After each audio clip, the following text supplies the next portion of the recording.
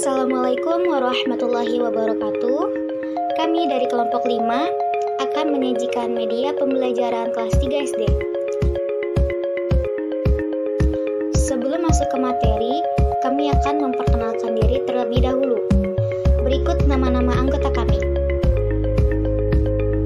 Kali ini kita akan membahas tema 1, yaitu pertumbuhan dan perkembangan makhluk hidup. Subtema 1, ciri-ciri makhluk hidup, pembelajaran 1, kelas 3 SD. Makhluk hidup terdiri dari manusia, hewan, dan tumbuhan. Dalam sehari-hari, makhluk hidup perlu makan dan minum. Dengan makan dan minum, makhluk hidup dapat bertahan hidup. Selain itu, makhluk hidup juga melakukan aktivitas lainnya.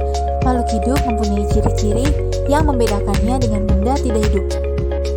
Apa saja ya ciri-ciri makhluk hidup? Berikut penjelasannya. Ciri makhluk hidup yang pertama adalah bernapas atau respirasi, yang merupakan proses menghirup oksigen dari lingkungan dan mengeluarkan gas karbon dioksida dari tubuh. Ciri makhluk hidup berikutnya adalah dapat bergerak, seperti halnya manusia dan hewan yang dapat bergerak bebas atau berpindah tempat. Untuk bergerak, manusia dan hewan memerlukan sarana untuk bergerak yang disebut alat gerak. Selain bergerak, ciri makhluk hidup berikutnya adalah mengalami pertumbuhan, mulai dari kecil hingga menjadi besar. Semua yang masuk dalam kriteria makhluk hidup juga dapat berkembang biak. Tujuan dari berkembang biak atau reproduksi adalah untuk melestarikan jenisnya. Dari individu berkembang menjadi banyak individu lainnya. Ciri makhluk hidup berikutnya adalah dapat bereaksi terhadap perubahan yang terjadi di sekitarnya.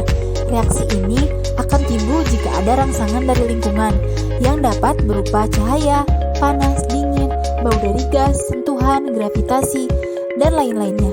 Kemudian, makhluk hidup juga dapat menyesuaikan diri atau dapat beradaptasi dengan lingkungannya. Kemampuan beradaptasi inilah yang akan membuat makhluk hidup bertahan hidup di lingkungannya. Makanan dan air adalah kebutuhan bagi semua makhluk hidup. Makanan berfungsi untuk menghasilkan energi, pertumbuhan, dan mengganti sel tubuh yang rusak. Sedangkan air berfungsi sebagai zat pelarut di dalam tubuh. Makhluk hidup dapat mengeluarkan zat sisa yang disebut dengan ekresi. Ekresi ini sangat diperlukan karena zat sisa bersifat racun, sehingga kalau tidak dikeluarkan akan mengganggu kinerja tubuh.